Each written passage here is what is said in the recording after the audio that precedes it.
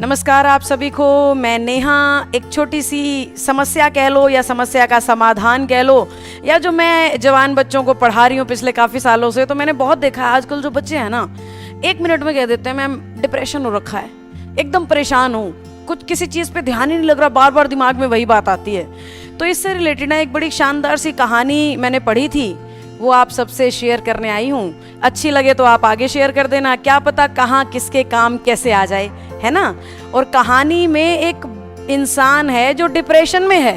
पहले तो डिप्रेशन का मतलब समझो। डिप्रेशन का मतलब नेगेटिव विचारों का दिमाग से ना निकल पाना, या कोई ऐसी बुराई या हमारा कोई असफलता जिसे हम भुला नहीं पा रहे हैं, रह रह के वो दिमाग में याद आती है और हम कुछ नया नहीं कर पाते, इसे डिप्रेशन कहते हैं। अब वो जो व्यक्ति है जिसकी मैं कहानी सुना रही हूँ, वो लड़का है 22 साल का, उसके साथ भी यही हो रहा है, जस्ट 22 ईयर्स, और वो डिप्रेशन का शिकार है। और ये उसे पता है कि मैं डिप्रेशन में हूँ। वो अपने दोस्तों से, परिवार वालों से, पड़ोसियों से, सबसे कट चुका है, सबसे दूर है, किसी से कोई बात नहीं, कोई अपने ही उसमें खोया रहता है, अपने ही ख्यालों में डूबा रहता है। तो एक बार उसका 5-1 साल पुराना दोस्त उससे मिलता है, उसके साथ वो 2 घंटे तक बैठा रहता है, और 2 घंटे तक वो लड़का जितनी भी बातें करता है ना, वो सारी ऐसी होती हैं जो पुराने पिछले दिनों में तकलीफ भरी हालात से वो गुजरा था, वैसे वाली। तो उसका दोस्त समझ जाता है कि ये कि इस बच्चे के, इस लड़के के दिमाग में, मेरे दोस्त के दिमाग में हो रखा है कुछ गड़बड़। तो वो कहता है यहीं मेरे घर के पास एक बौद्ध मठ है, वहाँ पे एक बोधि गुरु हैं जो बड़े अच्छे से ना ये नेगेटिव विचारों को निकालने का तरीका सिखा देते हैं। तो बहुत दुखी लग रहा है यार मुझे, जा उनके पास एक बार, वो तुझे एकदम चमत्कारी रूप से ठीक करके भेज देंगे। तो वो लड़का कहता है सही है यार, मेरे को बताया ही नहीं किसी ने आज से पहले, अभी जाता हूँ मैं। तो अगले दिन वो पहुंचता है बोधि गुरु के पास, उनके सामने बैठता है और उनको अपनी पूरी व्यथा अच्छी तरह से सुनाता है कि बड़ा परेशान हूँ, बड़ा दुखी हूँ, रह के दिमाग में नेगेटिव विचार आते हैं, कुछ जीवन में दुर्घटनाएं घटित हुई थी, वो दिमाग से जा ही नहीं पाती हैं, बार बार मैं सोचता रहता हूँ। तो ऐसी सी बात उसने बताई, और ये बात सुनते ही जो वो गुरुजी थे वो एकाएक खड़े हो गए और अपने मठ के अंदर चले गए।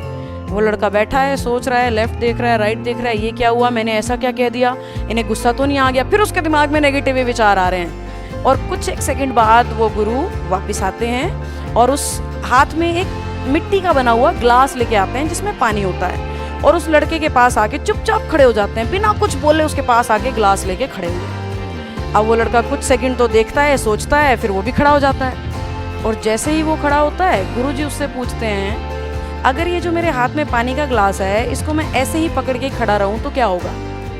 अगर मैं इसको 1 मिनट तक आपके सामने ऐसे ही लेके खड़ा रहूं तो क्या होगा? तो वो लड़का कहता है गुरुजी 1 मिनट में तो कुछ नहीं होगा, लेके खड़े रहो, अभी बात करते करते ही होंगी 1 मिनट, तो कुछ भी नहीं हुआ। कह रहे चलो ठीक है। अगर इस ग्लास को मैं 5 मिनट तक पकड़े रहूं तो क्या होगा? हल्का फुल्का दर्द होने लगेगा आपके हाथ में। कह रहे चलो ये भी ठीक है, बहुत बढ़िया। और अगर मैं इसको 2 घंटे तक पकड़ के रखूं तो क्या होगा? कह रहे दर्द थोड़ा ज्यादा होने लगेगा, हाथ आपका थोड़ा अकड़ना शुरू हो जाएगा। कह रहे ठीक है, बहुत बढ़िया। और अगर मैं इस ग्लास को पूरे दिन पकड़ के रखूं तो क्या होगा? फिर वो लड़का कहता है कि आपके हाथ में दर्द होगा, आपका हाथ सुन्न हो सकता है, आपको लकवा भी मार सकता है, आपने अगर ग्लास को छोड़ा नहीं तो आपके हाथ में किसी भी तरह की परमानेंट बीमारी हो सकती है। इस बात पे वो गुरुजी मुस्कुराते हैं और उस लड़के की तरफ देखते हैं।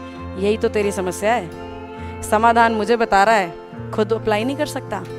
कोई समस्या या दुख की घड़ी आई हो ना, तो उसको 1 मिनट 2 मिनट तक रखो हाथ में, 5 मिनट भी रखोगे तो दर्द होने लगेगा, 10 घंटे रखोगे तो दर्द और होने लगेगा, और बीमारी में भी बदल सकता है। यही आपके साथ हो रखा है। आप किसी नेगेटिविटी को दिमाग में 1 मिनट रखो, 2 मिनट रखो, उसका सोल्यूशन निकालो, छोड़ो और आगे बढ़ो। अगर उसी को 10-10 घंटे तक, 10-10 दिन तक दिमाग में रखोगे तो लकवा तो मार ही जाएगा, परेशानी तो हो ही जाएगी। जैसे ग्लास छोड़ने को कहा जा रहा है, ऐसे ही उस चीज को छोड़ के दूसरी चीज को दिमाग में डालना होगा।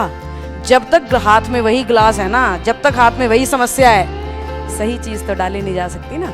तो उस गलत चीज को छोड़ो, सही चीज अपने आप आ जाएगी जब हाथ खाली होगा। ठीक है? तो अगर आपके साथ भी ऐसा कुछ है तो कोशिश करना, इस मिट्टी के गिलास को छोड़ दो और कांच का या स्टील का नया गिलास पकड़ लो, ताकि विचार बदल जाएं और जीवन में तरक्की हो जाए। इंसान के दिमाग में हर समस्या का समाधान भी है। बस कोई उस तक पहुंच जाता है, कोई उससे टकरा के ही बिखर जाता है। तो कोशिश करिए हल तक पहुंचिए।